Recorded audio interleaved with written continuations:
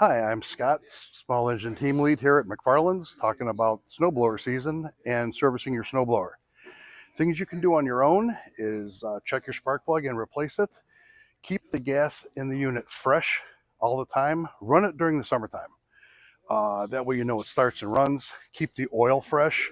Change it if need be, or if you don't know how to do that, you can bring it in here and we can take care of that for you. On smaller units that have the gas oil mix, you want to keep that gas oil mix fresh because the oil does break down over time. Keep those running as well and start them up once a month.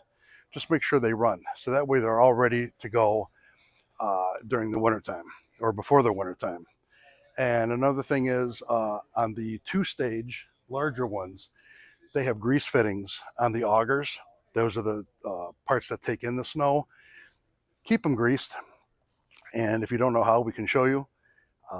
Just keep it maintained because those do tend to collect rust and salt, and that's not good for them. So keep them greased up.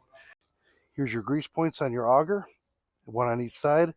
This is your auger transmission. Fluid is in here, so that's where you want to check. When you take this out, some fluid should come out a little bit.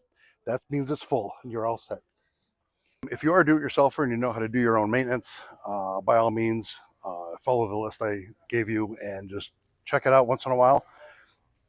And if you don't know how to do it and you get stuck, give us a call. We can walk you through it on the phone, or you can bring the unit in. We'll help you out.